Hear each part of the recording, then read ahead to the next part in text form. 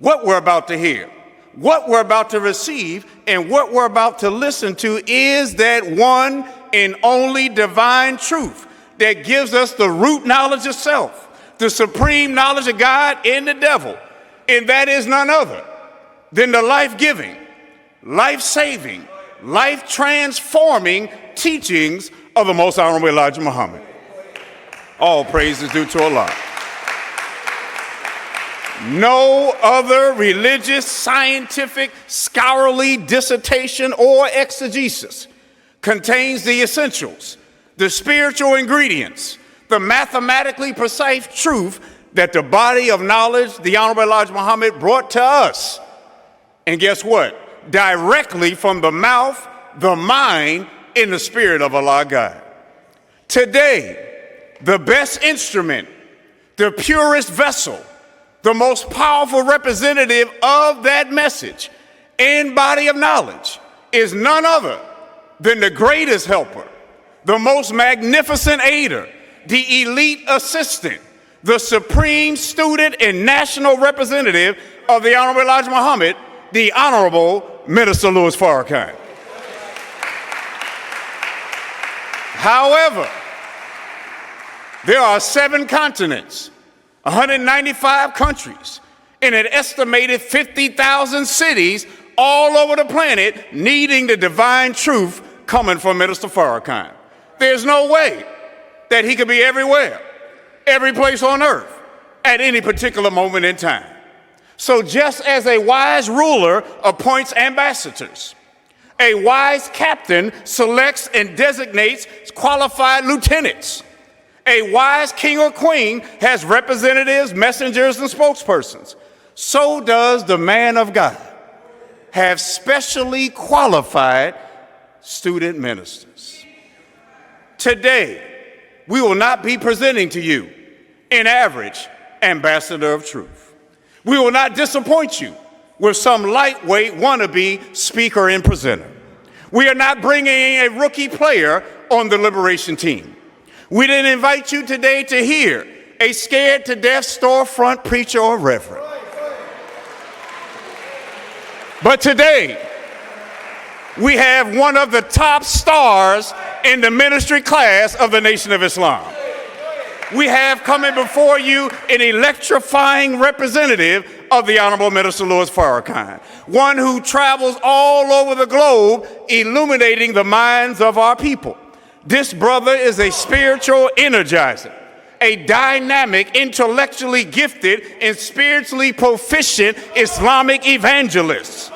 He is an author of 3 books. He is a committed and devoted husband and father, one of the nation's highly sought-after ministers. At this moment, at this critical hour, in our struggle for liberation, resurrection, and redemption, we bring to you a great defender of Minister Farrakhan in the Nation of Islam, back at Mount Mariam for a heavyweight fight against spiritual darkness with a guaranteed knockout, because his name means light. Can you receive the student minister of the mighty city of Indianapolis, our beloved brother, student minister Nuri Muhammad?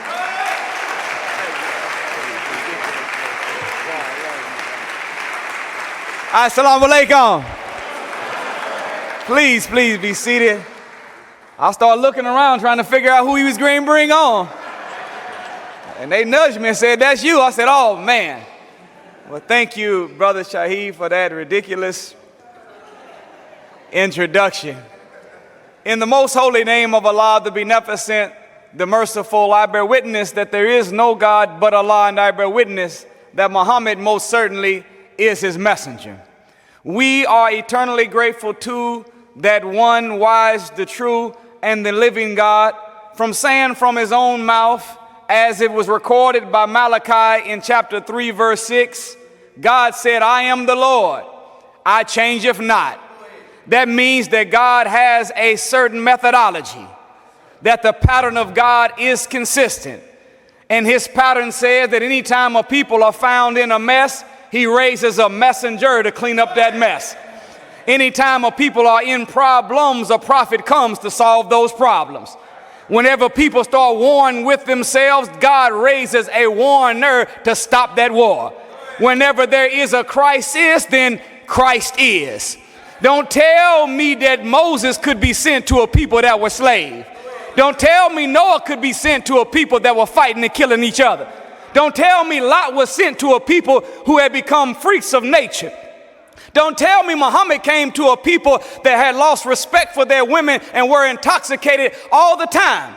Don't tell me Abraham went to a people that were idol worshipers. And here we are as black people in America with all of them conditions wrapped up in one time with a few more added to it.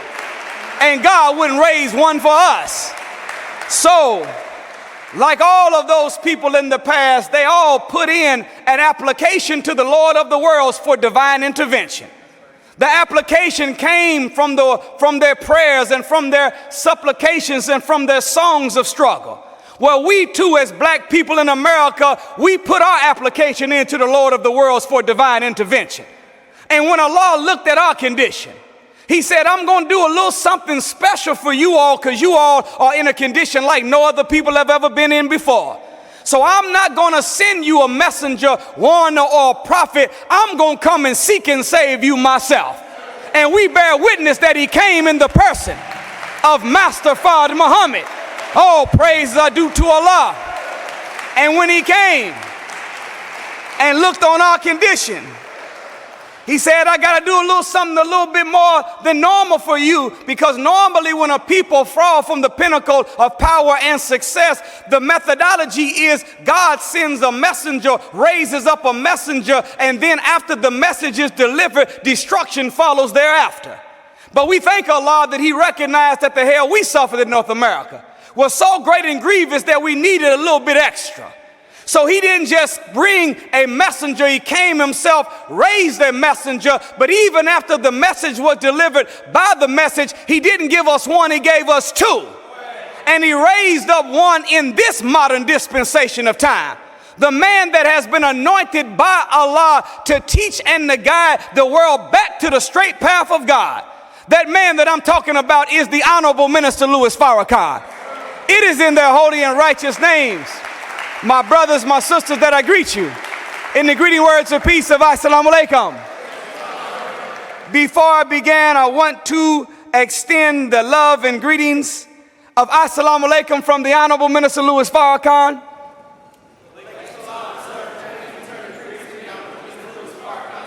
We will do just that, and for anybody looking around at us thinking there's something wrong with us for what we just did, no, there ain't nothing wrong with us for doing what we just did. But it is something wrong with you if you had a problem with it. Because last I checked, right here in Chicago, Illinois, when that no good ham sandwich eating judge walks out, or one of these corrupt congressmen or surreptitious snake-defied sinners, hell, when the school board president walks out, there's always somebody in the corner in one of them little police uniforms. And he'll say when the judge walks out, all rise. And then they got the nerve to say the Honorable Judge so-and-so. Now, Farrakhan more honorable than any judge in any city of America. And he's more worthy to be stood for after all he's been standing for us for over 64 years. So when he gives that greeting, as his soldiers, as his students, we stand and we return that greeting back to that most beautiful and most dutiful of human beings. We are thankful to Allah for having such one in our midst as the Honorable Minister Louis Farrakhan. I don't know about you, but do you remember when you were in school and a test was put before you? That sometime it mattered not how much classwork or how much homework or how much study or review you did for the test, when it came time to actually take the test, there was always a little fear and a little struggle to perform it right. But every now and then on a test, you'll find at the top of the section something called an example. And whenever you look at the top and seeing that which was the example, it didn't give you the exact answer to every problem that you were looking at. But what it did show you is the formula you had to employ to solve all the problems that you were looking at. We thank Allah for the example at the top of the test. But we thank Allah over and over again for the example that he's put at the top of the test of life, called the Honorable Minister Louis Farrakhan, who represents the absolute formula for success.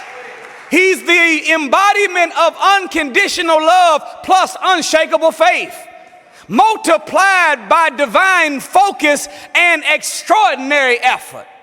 The Honorable Minister Louis Farrakhan. Today, sisters and brothers, my assignment is to unpack the variables in a subject that is titled The Formula of Success. Anyone that knows anything about a formula know that a formula requires the right ingredients, the right amount, and those right ingredients at the right amount have to be placed in the right order.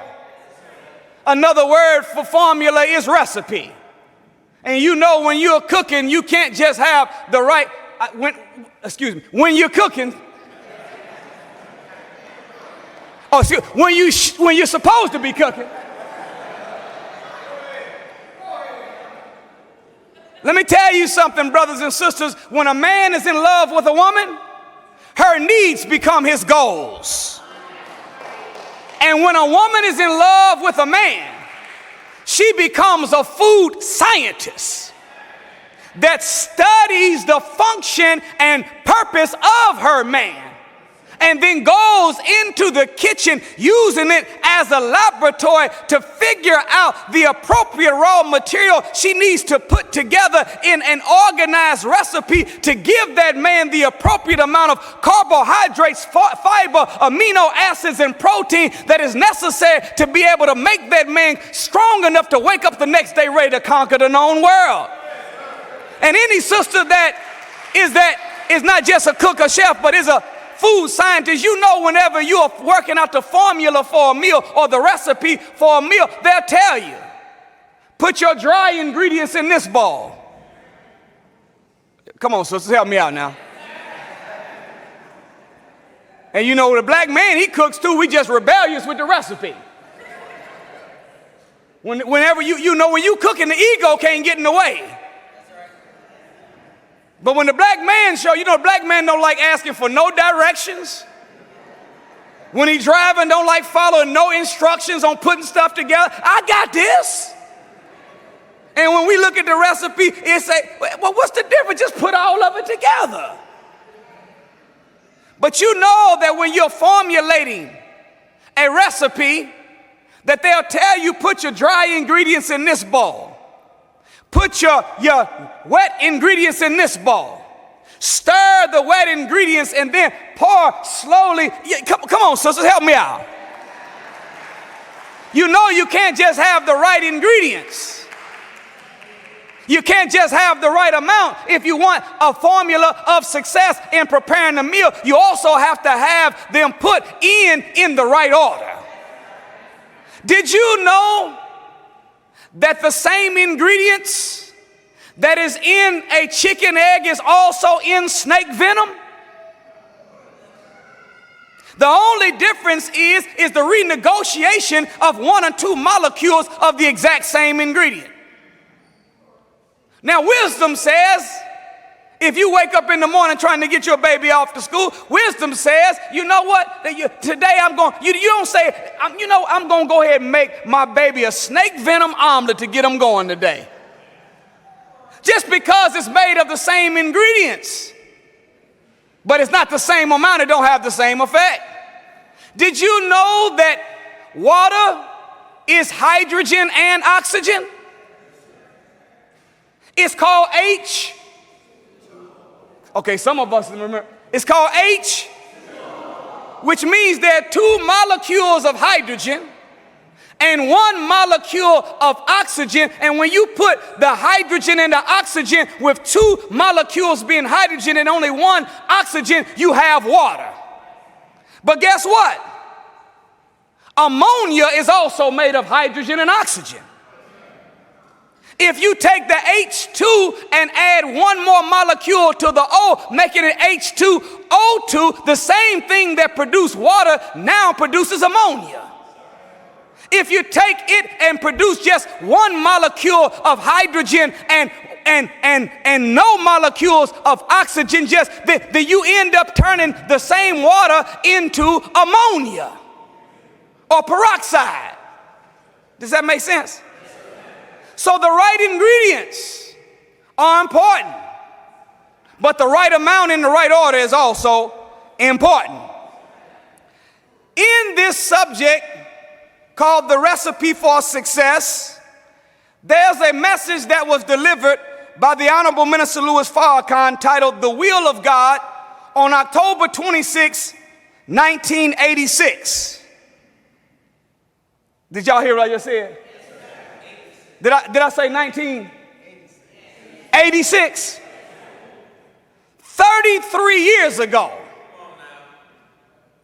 Brothers and sisters, we will never be able to stand before God and say we weren't well taught. The only thing we can say is that we didn't follow the teaching like we should have followed the teaching, but we have been well taught. There was a brother that sent a request to me recently. He said, brother, I would like to come under your tutelage and I'd like to become your student. And I said, no, sir, brother, you don't want to do that. And he looked at me with that squint. I don't know what it is about us that we start squinting when we're trying to figure something out. As if squinting is going to actually make our brain work better.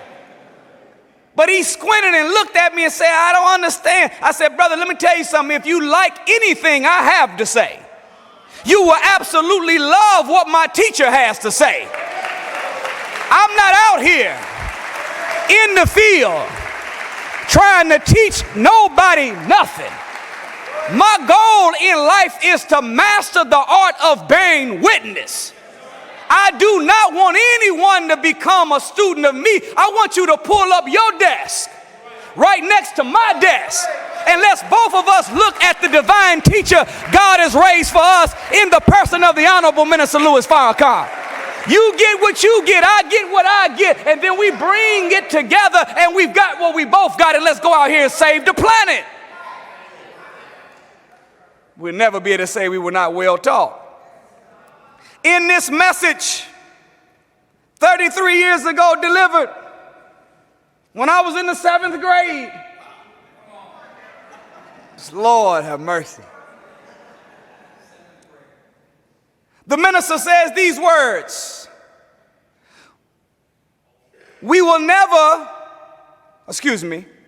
the nature in which we are created makes us want to be successful in our lives.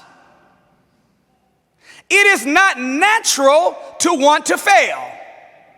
In study guide number 6, we looked at the true meaning of the word successful and learned that it is not measured by material things.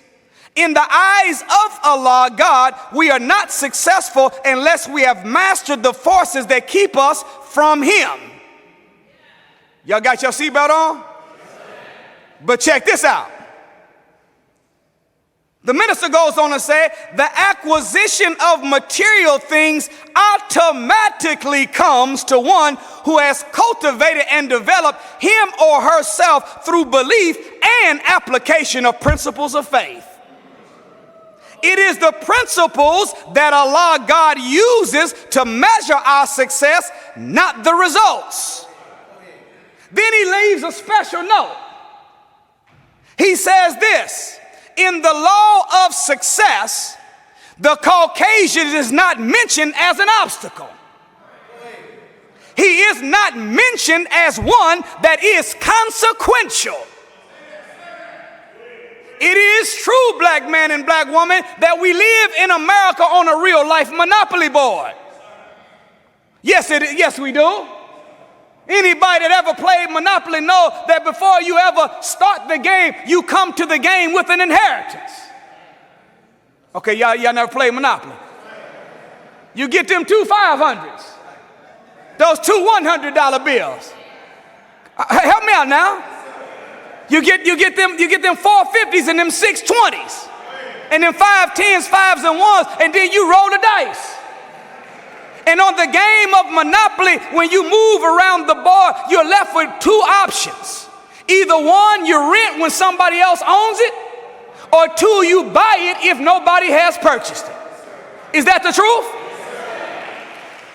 But what has happened in America is that when every other voluntary immigrant comes to America, we are involuntary immigrants, meaning we didn't choose to become citizens of the United States of America. We were kidnapped, Caucasianized, Westernized, Christianized, robbed of our name, our culture, our religion, our mores, folkways, norms, and God, and we was brought to America as slaves.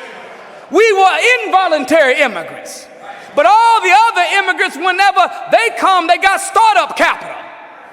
They got grants. They got land grants. They got special funding set up for them. So when they start the game of Monopoly, they come with their 500s, their 20s, their 50s, their 100s, their 1s and 5s and 10s. But when we got free from slavery, they let us go and we never got our 40 acres and a mule. So we start the game of life in the white man's world called North America with no inheritance. And since there's only two options, either you buy if no one owns or you rent if you can. But if you don't have no money to start the game off with, then you don't have the ability to buy or rent. So you end up playing off the board. Off the board is selling dope. Off the board is robbing and stealing. Off the board is living on welfare. And when you play off the board, you end up going to jail. Going directly to jail. And you don't get to pass go and collect your $200. It is the truth that the same bank that will give you and me an $80,000 loan for an Escalade, a $150,000 loan for a degree that won't work, a $250,000 loan for a plastic house, let you go to that same bank that gave you $250,000 for a plastic house, $80,000 for an Escalade, and $150,000 for a degree that don't work, and ask them for a small business loan of $10,000.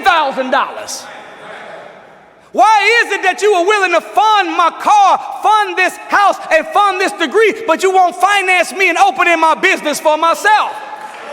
It's because they know that business is warfare. And Negroes and Escalades won't change the condition of black people. Living in the condos in the suburbs won't change the condition of black people. And with us having more black people that graduated from college last year than in the 10 years before, all put together, and we still in this condition, college degrees haven't gotten us up out of this condition. Business is the activity of life. So the Caucasian has set up a world for us where we do have to work twice as hard to get half as much. We are still the last hire. And the what? And the first fire. But if the Honorable Minister Louis Farrakhan is telling us that in the law of success, the Caucasian is not mentioned, he is not mentioned as even a consequential figure. What he's telling us is that whenever we spiritually cultivate ourselves and apply the principles of faith, we activate the override mechanism in the universe that neutralizes everything the white man can do against us. And we will be successful regardless. Y'all still all right? I want to say to the parents and the teachers, anyone that has children, especially young children, any teacher that teaches children, especially young children, don't just teach your babies how to count. Teach your children what counts most. Success does not come from the physical mathematics of putting numbers together. Real success comes from spiritual mathematics by putting principles together. Does that make sense? So, in a world like the world we live in right now, in fact, in this wicked world, the fact that whenever the word success was even mentioned, if we were to be honest and close our eyes and tell everybody what we seen, most of us seen luxurious items. Come on, keeping it 100 now. We seen Bentleys and mansions and money and gold and whatnot. That is a product of success, but that's not the ultimate success. In this world of materialism, in this world of non-spiritual development, in this world, they don't even spell success S-U-C-C-E-S-S. In this world, success is spelled $, U-C-C-E, $. But success is more than just money. In fact, some people are so poor, all they have is money. Y'all didn't catch that. Y'all didn't catch that. Y'all didn't catch that. In the world we live in, God is written all the way out of the equation. When you get on the airplane, now, if there's any pilots and all, I've been wanting to ask this question just in case. If it's a pilot, I'd like to talk to you after the meeting is over, because somebody got to explain to me and tell me if it's true. Is it a rule that all airplane pilots got to talk in a sexy way? Somebody help me. Is it a rule that everybody got to be sexy when they come across? I'm trying to get somewhere. I'm not trying to be romantic back here. Yes, we'll be flying about 40 knots above the third cloud and looking around 5,780 feet, and we're going to be cruising in. And we had de-iced the plane, and we were a little slow, but we're going to make up for time in the air, and we're going to land you, get you right there to Cincinnati. About today's hip hop and R&B, the Quiet Storm. What are you, a DJ or a pilot?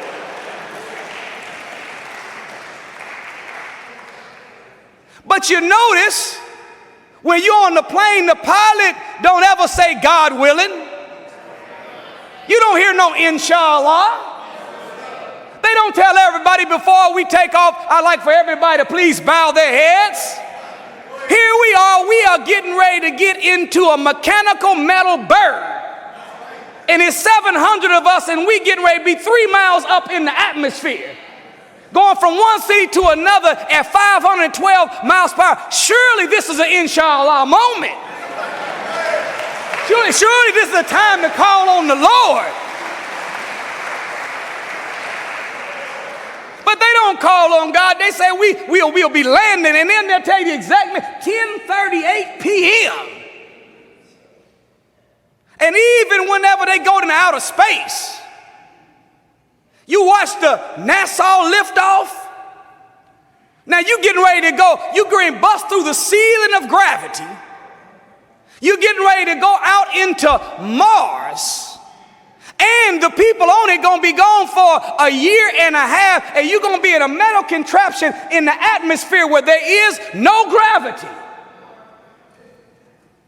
But when it come time for liftoff, they don't say the Lord's Prayer, Al-Fatiha, God willing, God be. They say 5, 4. Come on, is this the truth? The white man is a spiritless species on the planet. Is this the truth? My wife is here, and I'll tell you something that she did. I can tell you now after it's all been over, because I came out of it. My wife hypnotized me with HGTV. I never had watched it before. I should have knew something was wrong, because every morning I start waking up, I start looking for paintbrushes instead of toothbrushes. Next thing you know, we renegotiating windows and floors, and I didn't know what had happened. I became property brother. Huh?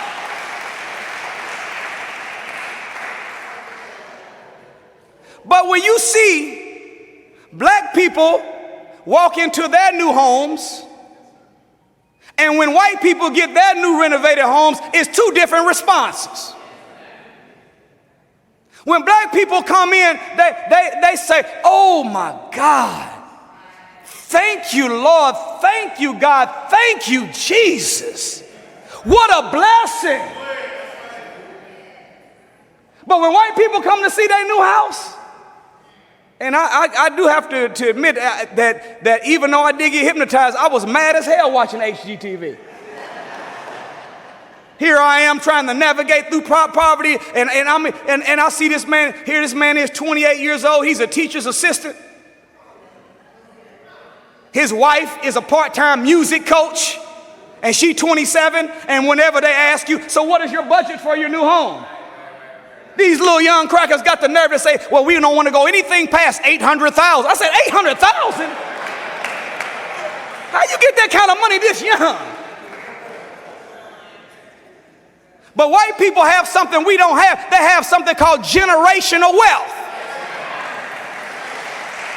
They have money that came from their mothers and their grandfathers and their great-grandfathers that was rooted in the cotton fields on the slave plantation.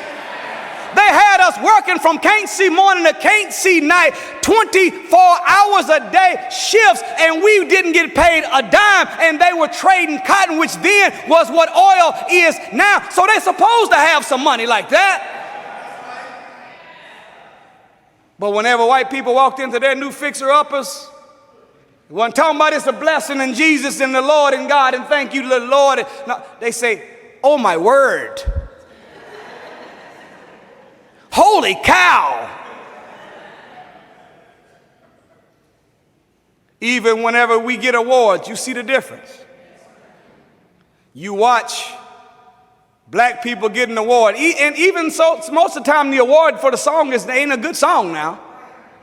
Even whenever a black artist gets an award, and in that song he's already killed 72 people, took 5 different dudes' girls, sold 100 pounds of heroin, and popped 2 pills per hour.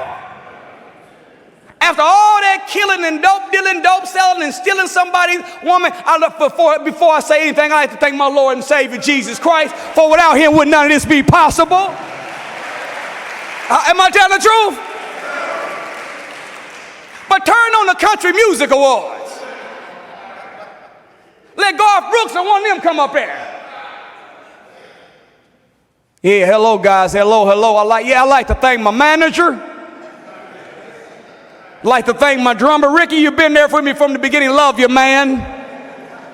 I'd like to thank my wife, and I'd like to thank my whole team. And above all, most important of all, I mean, I'm telling you, without there do none, and you think he going to say God, he say, I like to thank my fans. No God nowhere in the midst. Am I telling the truth? Yes,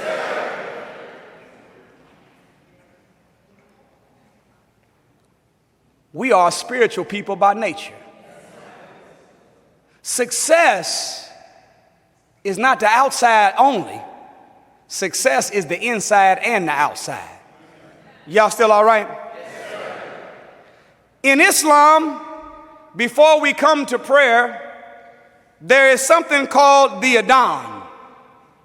The adhan is the call to prayer that originated out of the creative mind of a black Ethiopian Muslim by the name of Bilal. Bilal noticed that all the faiths had different ways that they called the congregation to prayer. The Christians had their bells. The Jews had the ram horn.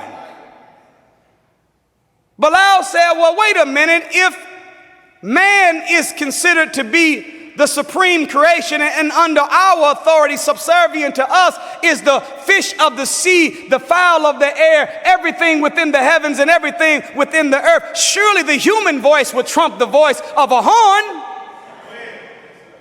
So Bilal began calling people to prayer with his own voice. And when Muhammad heard the call, he said, "That's it." And from that day to this, it has become the way by which the believers are called to prayer. The call to prayer is the same 4 times a day. It only changes one time, and that's for Fajr prayer, which is the early morning prayer before dawn. There's a line that's been added to the call. And that line that's been added to the Adhan in the Fajr prayer is prayer is better than sleep. Allah know what he's doing now, because sleep is good. And he know that if we on that pillow and we finally got that perfect cool spot, everything angled right, and the alarm go off, if we don't have in our mind thinking prayer is better than sleep, we might stay asleep. The reason why it becomes so important to wake up to embrace creation is because we are the authority of the creation. We should be up before it is up. We should not need a rooster to wake us up. The rooster should need us to wake up. There's an old saying that the early bird gets the worm. Something about waking up early, you get more done. And let me tell you something, if you're a go-getter, if you're somebody that likes making stuff happen, if in your mind you are moving through the earth, competing with all the citizens of the planet on your way toward becoming successful, it's something about it has a certain feeling whenever you wake up and it's still dark outside. And you know you've prayed and you've read and you've exercised and you got a 4-hour head start on the hunt. Surely if you got a 4-hour head start on the hunt, you're going to get to the prey before you, come on, y'all know what I'm saying. You're going to get there before your opponent gets there. I noticed something in leaving the Honorable Minister Louis Farrakhan's presence is that many times he'll say a little short prayer for you as you depart. And he says, "May Allah bless you with a peaceful night's rest and an early morning rise." Why early morning rise? Because the early bird gets that worm. In the Bible, in Proverbs 20, verse 13, it says, "Love not sleep, lest you come to poverty. Open your eyes and you will have plenty of bread." Now, I don't know how it is in Chicago, but where I'm from, there's a whole lot of different synonyms for money. Chips, bank, skrill, dough, guap. Is bread one of them? So if we wake up and open our eyes early, you will have plenty of bread available. Something to think about. In this Adhan, brothers and sisters, the caller to the prayer says, "Hayya ala salat" twice, which means come to prayer. And then he says, "Hayya ala falah." There's an argument going on in the Arabic lexicology as to whether or not this word falah means come to success, or does it mean come to cultivation? We say it's not either or, it's both and. Come to cultivation that will ultimately lead to success. This word falah is an infinite form of the word mulfalahun, which doesn't just mean success, but it means the complete development of the innermost faculties of man and the achievement of both moral and material greatness. In other words, it means doing it all on the inside and getting everything you need on the outside. So success is not just about money, it's also about morals. Success is not just about being rich, it's also about being right. Success is not just about getting bread, it's also about increasing your belief. Success is not just about growing your finance, it's also about growing your faith.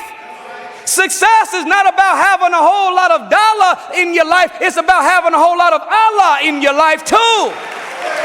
You got to have the God in the equation. All praises are due to Allah. Somebody said, we said this in another city, they said, well, my Bible said that money is the root of all evil. That's not what it says. Our problem is that as a people, we go by the Bible, but not into the Bible. We have a hand-me-down religion.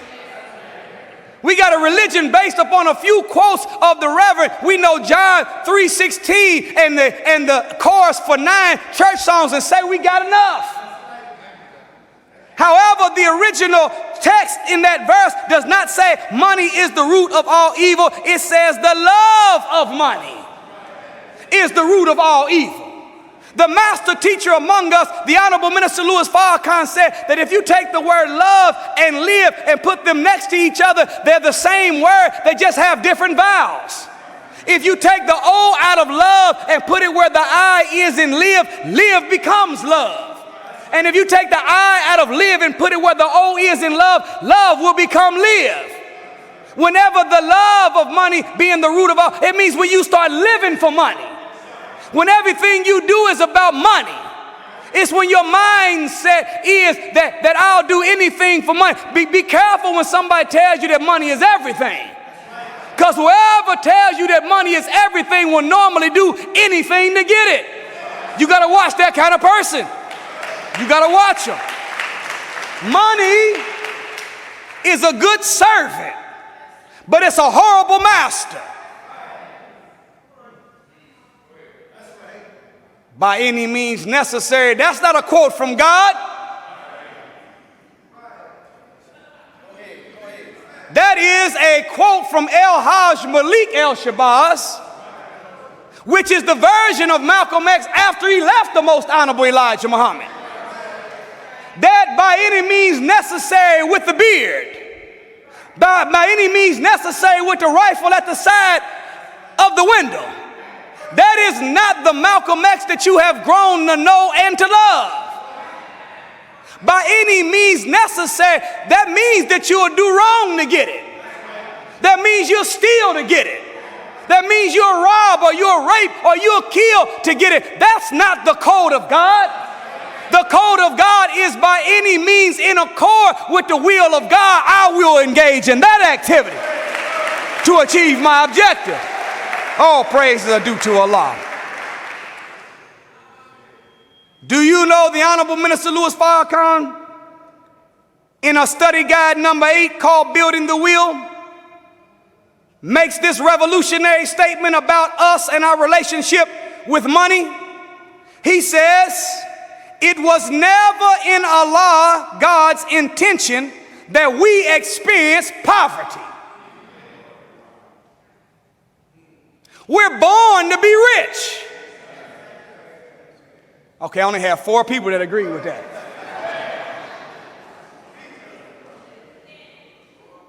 How many of you want a lot of money? Raise your hand. Anybody didn't raise their hand, elbow them right now.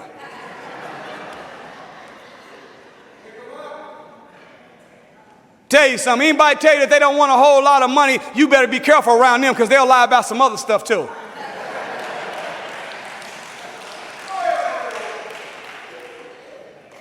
The purpose for the money is not for extravagance, to show off, to be praised of men, but to have a lot of money to be able to invest in your community, to be able to turn the food food desert into a food oasis?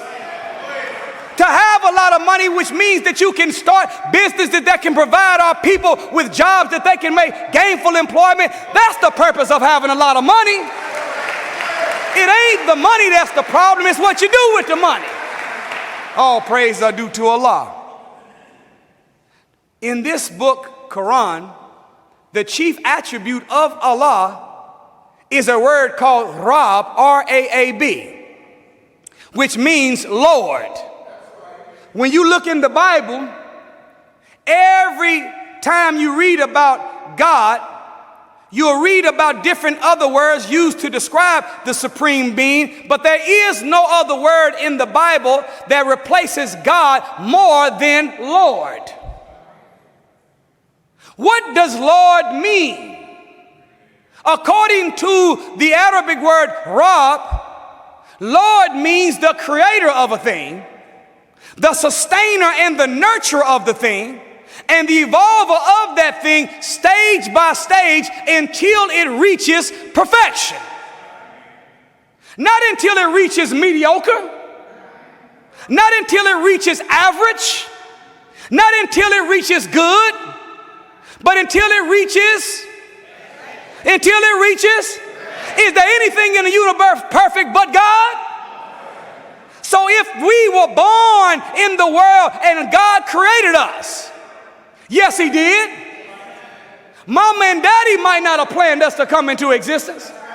We might have been an accident to them, but we were on purpose for God. The Holy Quran says that I, Allah, created you in the womb of your mother. In the Bible, in the book of Jeremiah, it says it like this: God talking, I knew you before you were in the womb of your mother, and I formed you in your mother's womb. Daddy planted the seed. Mama provided the environment. But it was the Lord of the worlds that was responsible for every last one of us coming into existence. All praises are due to Allah. You think the Lord of the worlds would have brought us into a world where the world's supposed to have 1% of the people with 50% of the wealth? How could he bring us into the world to be created by him, nurtured, sustained, and evolved by him until we reach perfection and we be broke? No, if God is perfect, see, broke God, that's an oxymoron. Broke God. Don't even sound right, do it? You know what an oxymoron is, right? When you put two things together that are opposite of one another in definition to describe one thing, like a ham sandwich on wheat bread. If you're gonna eat that, you might as well put it on. You're gonna die now. No sense in putting it on no grains and fiber. Good devil. A freed slave. Jumbo shrimp. On the news the other day, they said we just got finished seizing a bad batch of heroin. Hey, hell, is it a good batch? Oxymoron. So if you and I are created to become a God, okay, I didn't have nobody to agree with that one, okay. Did not the Bible say that when he made us in his image and after his? Do you know, brothers and sisters, that if we are in the image and the likeness of God, when God looks at us, he sees himself? Our problem is when we look at ourselves, we don't see God. If we are created in the image and the likeness of God, that means everything that's true about God is also true about you. If we are created in the image and the likeness of God, image is a physical reflection. Likeness is a spiritual reflection. If we are in the image and the likeness of God, we're not a duplicate of God, we are a replica of God. And there's a difference. There's a difference between a duplicate and a replica. A duplicate can look like but doesn't have the power and the function of. But when something is a replica, it doesn't just look like, it also has the power and the function of. If we were created as a duplicate, God would have said he made us in his image and stopped. But the fact that he said likeness means that inside of us, brothers and sisters, we have divine DNA. We have holy heredity. We have God's genetic makeup in us. Prosperity is built in our plasma. We are the gods of the universe in our fullest developed stage. All praise are due to Allah. All praise is due to Allah.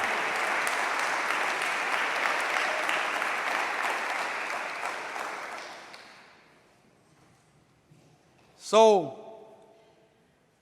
part of success does have something to do with acquisition of material wealth.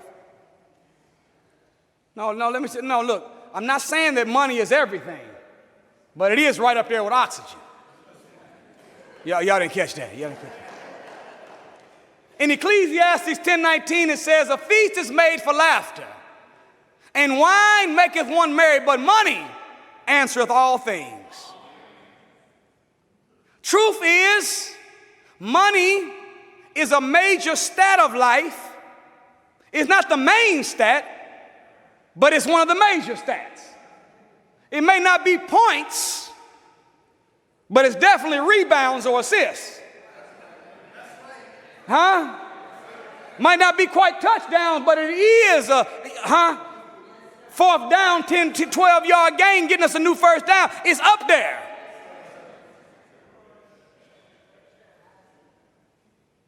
When you look at the Honorable Minister Louis Farrakhan, really, to tell you the truth, I started to just make the lecture 2 minutes.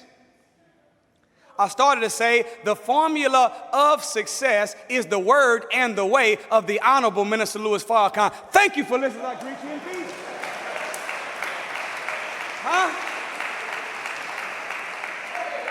I could have done it and it would have been the truth.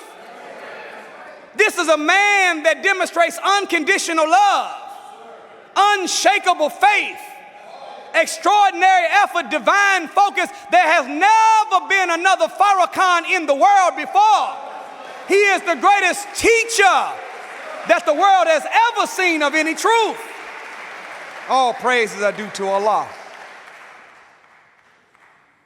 One of the things that you'll notice, though, is that anytime the Honorable Minister Louis Farrakhan writes a letter, as a general rule, every letter that you see him write starts off with the same opening. May this letter find you in the best of cars and shoes. It don't say that? May this letter find you in the best of jewelry and garment. It don't say that? May this letter find you in the best of health and what is he telling us? He's letting us know that whenever you have one organism that has good health and good spirit coexisting inside of one body, the synergism of being in a good spirit and also having good health to go with that spirit makes you an unstoppable man and an unstoppable woman when it comes to life. So more important than money is the soul. Okay, there's 12 people that agreed. Oh, Lord. Y'all all right? Yes, sir. Let's see if we can. Okay, example. What would it profit a man if he? Oh, some of y'all went to Sunday school. What would it profit a man if he what? And did what? So you mean to tell me the Lord of the worlds is doing a comparison? He got all the wealth of the world on one side, and he's comparing the value of all of the wealth of the world to the individual soul. And the conclusion is, what would it profit a man if he gained the whole world and lost his soul? He's saying that the soul is more valuable than all the wealth of the earth. All praise are due to Allah. Seek ye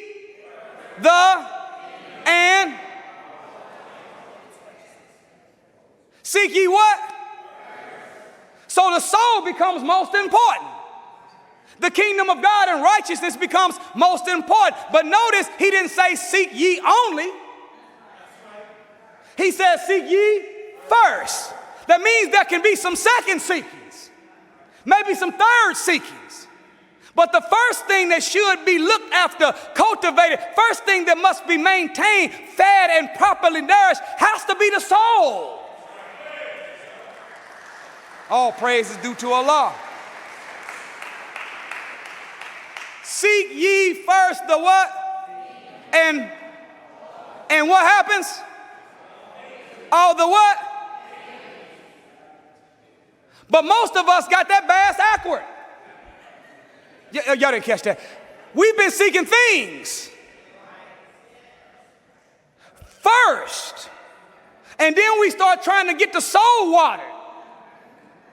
When the relationship problems show up. When the money get low. When life's problems show up. Now it's time to start to praying and you know what I'm talking about. The Holy Quran says that whenever they are afflicted under trial, they make their sincerest supplications. And as soon as we remove them from the burden, they go back as if they had never had a burden before. That's why in Islam, we have to make sure that when we pray, the most honorable Elijah Muhammad says in Message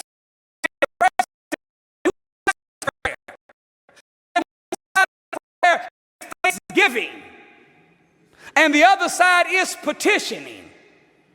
We've got to make sure that we do more thanksgiving, thanking Allah for what He already has given us, than petitioning Him for something else all the time.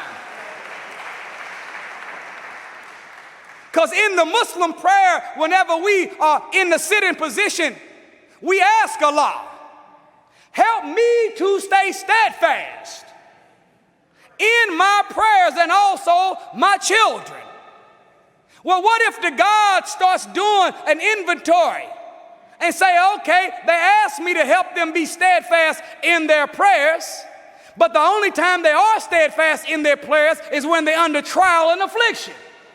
So maybe I got to keep them under trial. Y'all not hearing what I'm saying. But what happens when the Lord of the worlds hears the request to help me to be steadfast in my prayers, and then He looks in our life and find that every chance we get, we are thanking Allah for the gift of life, thanking Him for sight, thanking Him for hearing, thanking Him for our children, thanking Him to be able to absorb the nutrients from the sun, thanking Him for the food on the table, thanking Him for everything that we've been able to experience. Then the Lord of the world starts saying, all praise is due to Allah.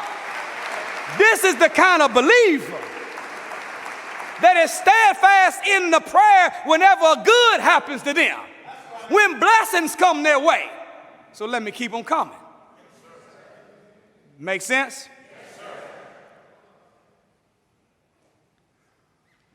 What would it profit a man? So the soul is the most important. The soul should be fed 7 days a week. Is that right? 365 days a year. There's a verse in the Bible that says, pray without ceasing, just don't faint. In other words, the God is saying, every time you get an idle moment, start thanking the God for something. Y'all all right? Yes, sir. You see people walking around now, especially us, with these big old no days off shirts. You go ask them, what does it mean? No days off. They tell you, man, I'm on my grind. I'm on that paper chase. I'm out here getting it. But no days off shouldn't be a shirt we wear to talk about our paper chase or our acquisition of wealth. No days off should be something when somebody asks us, what does that mean? That means that I'm staying constantly in remembrance of God. I'm always out here trying to redeem my people. I'm always looking for somebody less fortunate to look out for. No days off. I'm a servant of the people and a servant of my God. That's what no days off should really look like. Y'all still all right? Yes, sir. In the 3rd chapter of John, the Lord of the world says this: above all things, brethren, I wish that you should prosper and be in good health, even as your soul prospereth. Now, you know, even means also, but in mathematics, in construction, whenever you tell someone to build something even with another object, you're saying you want it at the same height, at the same length. So if I said, let's stack the books even with the rostrum, that means that we bring the books all the way up until it becomes level with the rostrum. But the object of relativity that is established is the rostrum. Well, if God says that above all things, brethren, I wish that you should prosper and be in good health, even as your soul prospereth, ask yourself, how much money do you want? How good of health do you want to have? Make sure your soul is already on that level. Because the goal is to bring up the pocket, to bring up the health, to match the morals and the character of the soul. Success is much bigger than money. Y'all all right? Yes, sir. In order for us to have success, in closing, it has to be about the soul, the mind, the body, and yes, the pocket. Would you agree? Yes, sir. Notice, have you ever looked at the word ease and noticed that the word ease and the word easel come from the same root word? What does an easel do? An easel is that which is the device used to keep something in balance. So what is the lesson? That ease comes in life when we live the appropriate balance of life. Does that make sense? Yes, Unfortunately, brothers and sisters, there is no cheat code for life. There ain't no jailbreak, there's no hack, there's no superfood, no secret pill, there's no special meditation, there's no special chant. The success is a campaign of discipline. It takes hard work to be successful. What is discipline? Discipline is doing what you should do, when you should do it, whether you feel like doing it or not. Discipline is when you make your yes, and your no. Discipline is commitment. And commitment means that you don't quit when you're tired, you quit when you're done. The highest expression of commitment came from a conversation between Master Father Muhammad and the most honorable Elijah Muhammad in the Supreme Wisdom Lessons. Master Father Muhammad asked the most honorable Elijah Muhammad, have you not learned that your word shall be bond, regardless to whom or what? Stop right there. Because every human being on the planet is a whom. Every situation and circumstance is categorized as a what? So the God is asking his Christ, have you not learned that regardless to how many people are against you, regardless to the shape or the nature of the circumstance, have you learned that no matter whether all 7 billion people on the earth stand against you and you got every circumstance arrayed against you at the same time, have you not yet learned that your word shall be bond? And the most honorable Elijah Muhammad responded to his teacher. He said, yes, sir, my word is bond, and bond is life, and I shall give my life before my word shall fail. That's commitment. That's self-mastery. That's supreme discipline. He's saying that I'll die on what I say. That's commitment. Whenever you have self-discipline, you don't wait to feel good to do good. You do good and make yourself feel good. Do you know that Allah in the Bible said that He put under our control and authority all the fish of the sea, the fowl of the air, and every creeping thing that crawls on the earth? In the Holy Quran, it's on another level. In Surah 14, it says, subservient to man is all the ships and the seas thereof. That He's made subservient to man the sun, the moon, the stars. That He's put under our control and authority, subservient everything in the heavens and in the earth and all that is between it. Well, if you got everything under your control, a real soldier doesn't wait for the Spirit to move them. A real spirit gets up and moves the Spirit. A real soldier gets up and moves the Spirit. Y'all all right? Yes, sir. So, in a formula, we've been given, as in Islam, a methodology of cultivating the soul.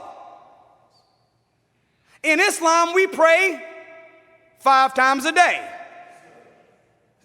In Islam, we're supposed to pray. Get a little more bearing witness with that one.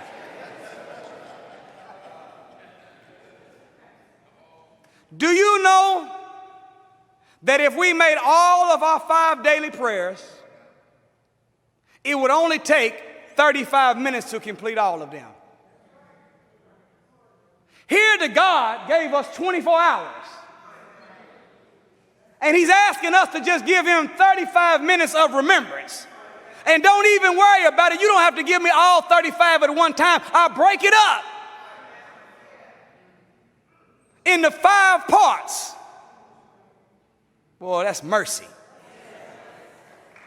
35 minutes to feed and water that soul. Well, what does it take to feed and water the mind? Did you know that the brain is a muscle?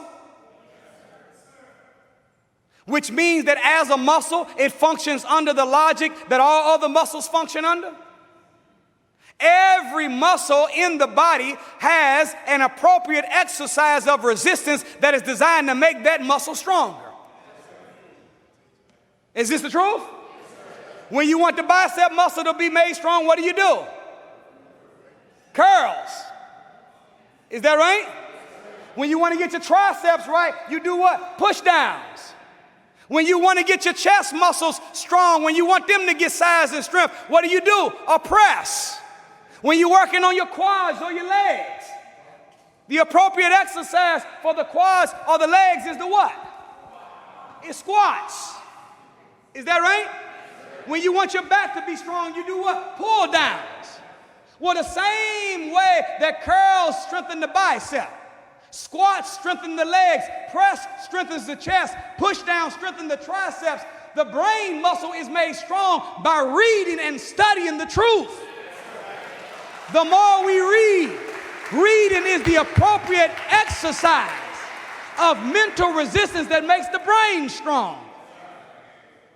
Did you know the Honorable Minister Louis Farrakhan said that every one of us should study 30 minutes a day with the goal of 1 hour a day?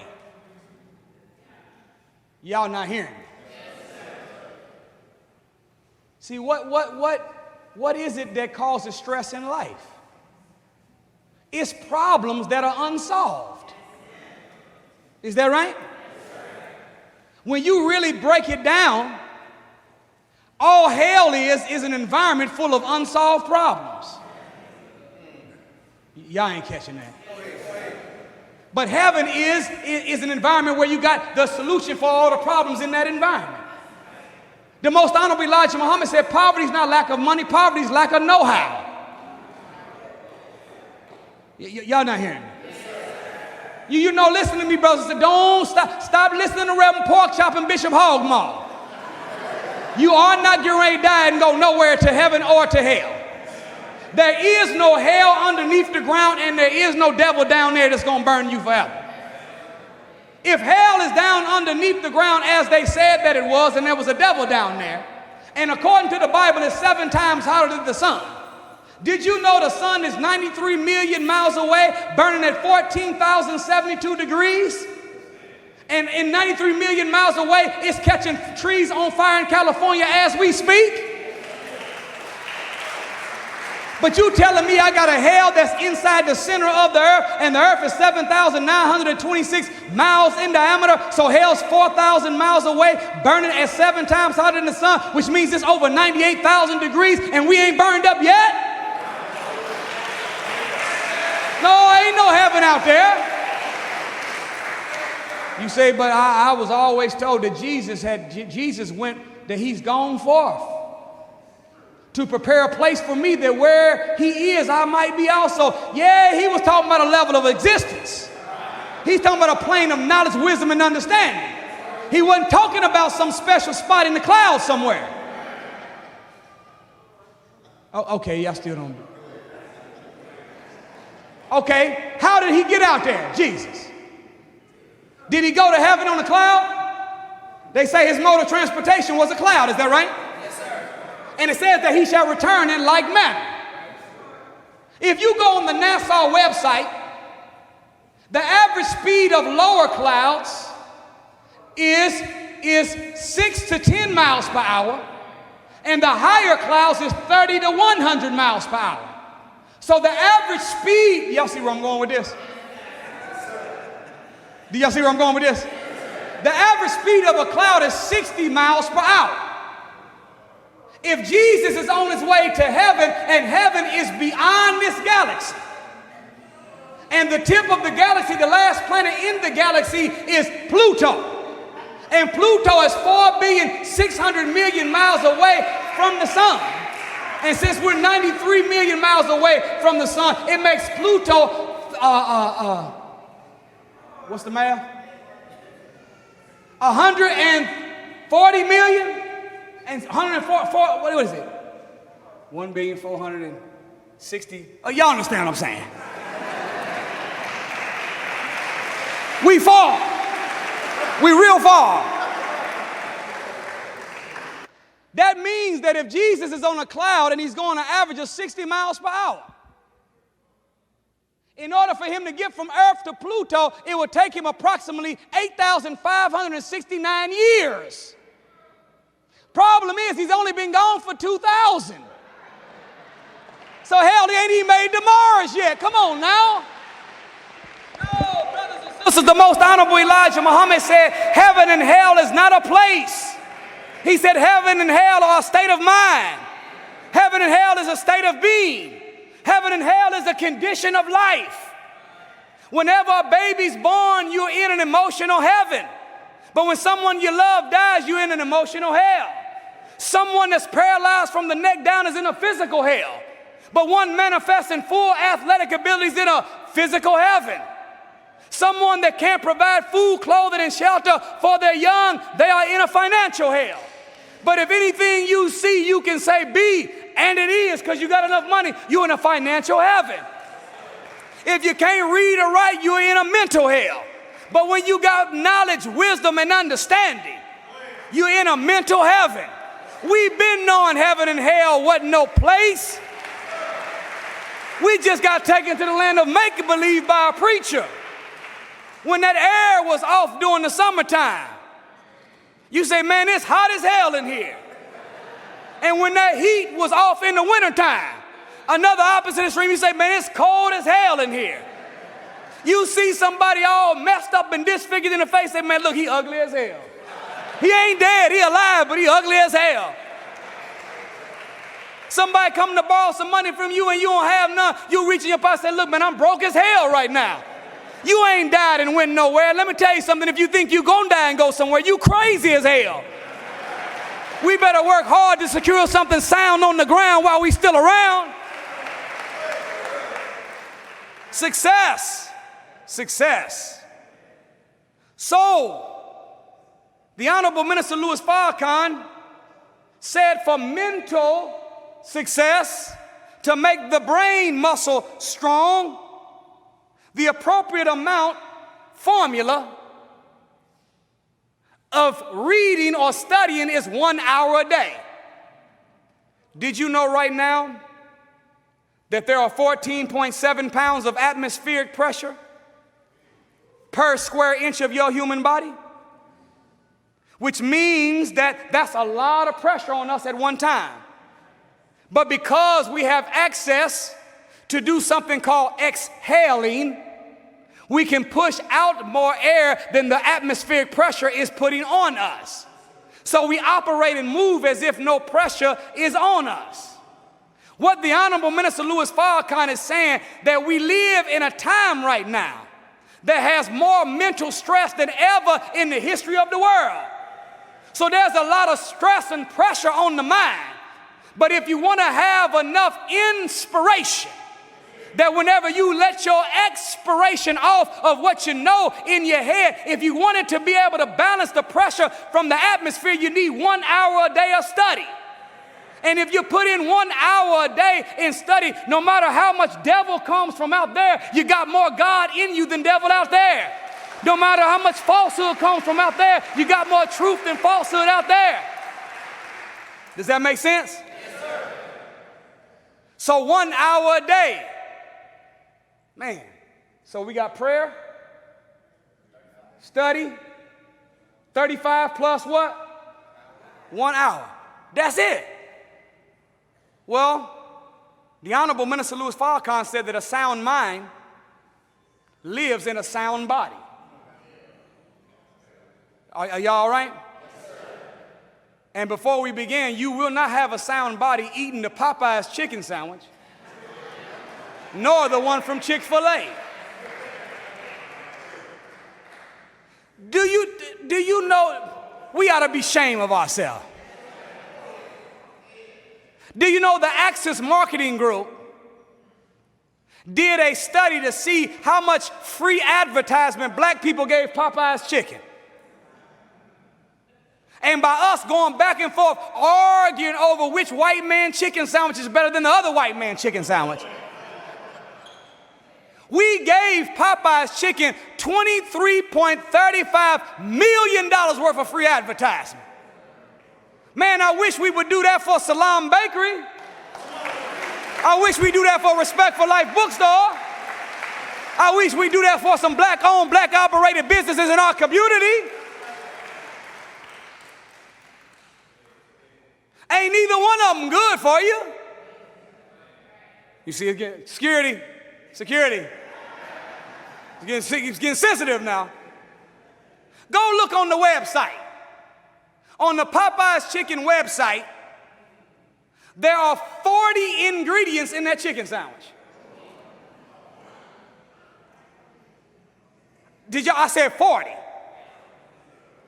And out of the 40 ingredients in the Popeye's chicken sandwich, 33 of them are man-made chemicals.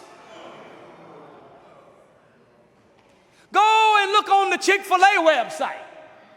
There's 55 ingredients in their chicken sandwich. And 35 of them are man-made chemicals. You not eating no chicken sandwich. You eating a chemical sandwich with a little bit of chicken inside of it. No, brothers and sisters. A sound body will never come from Popeye's, Chick-fil-A. You can't go to McDevil's. You can't go to the White Casket. You can't go to Taco Hell. You can't go to Long John Killers. You can't go get whopped in the head with some cheese at the Murder King. You can't go to Kentucky Fried Chicken. In order for you to have a sound body, you're going to have to follow How to Eat to Live by the Most Honorable Elijah Muhammad. This is the divine diet of God, designed to make a God out of those who consume according to it.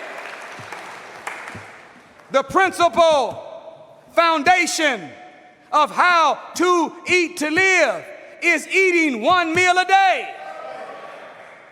I said the foundation of how to eat to live is eating one meal a day.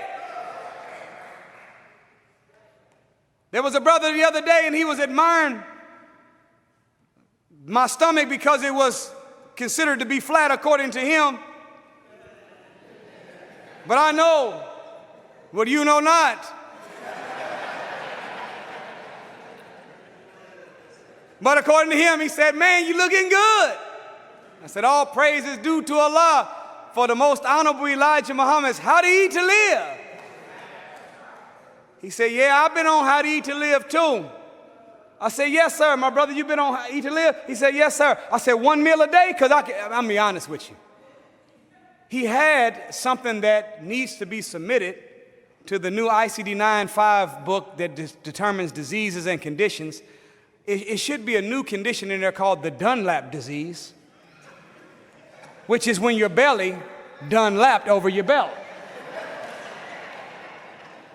So the brother, I seen it. So he said, yeah, I've been eating 1 meal a day. And I said, you've been eating 1 meal a day? Because I'm asking him the question again. Giving him a chance, maybe, clean it up a little bit. So that before we leave, truth has been told. He said, yeah, my problem ain't the 1 meal a day. I've been doing real good on my 1 meal a day. My biggest problem is I've been eating 2 more at night.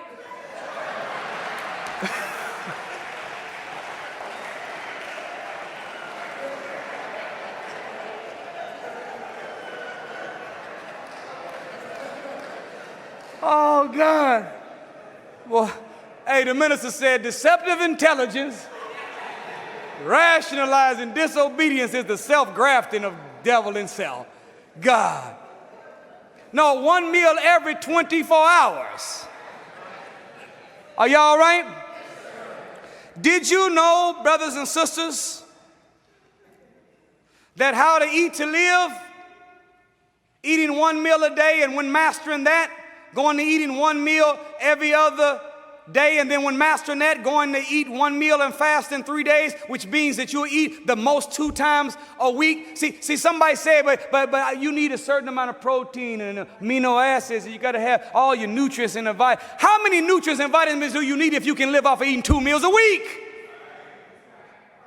Everything we eat protein or eat to get protein from doesn't eat meat to get protein for itself. Think about that for a second. You mean to tell me that the cow, an inferior mammal to man, can make its own protein? The goat, an inferior mammal to man, can make its own protein? The chicken, an inferior to man, can make its own protein, and you and me, who are the supreme beings of the planet, we too cannot convert the amino acids from the vegetables and make our own protein for ourselves? No, there's a diet for a God, just like there was a diet for a slave. In a book called The Peculiar Institution, a doctor by the name of John H. Wilson in 1859 wrote an essay called The Proper Feeding of a Negro. Listen to his words. He said, pork and corn are the most valuable of all articles for the Negro diet. It will make them just like our livestock. Why? Because you are. Okay, you are what you eat. What that means is that whatever we consume, we began adopting the characteristics of it. Did you know that the pig is a mixture of a cat, rat, and a dog? Which means that in the very nature of the hog, it is self-conflicted. Because the cat, the rat, and the dog are all natural enemies of one another. The cat is always trying to get the rat and the mouse, and the dog is always trying to get the cat. So if we are eating an animal by nature which is self-conflicting, then we too become self-conflicted as well, because you are what you eat. Did you know the pig, so teaches the most honorable Elijah Muhammad, is 999% poison?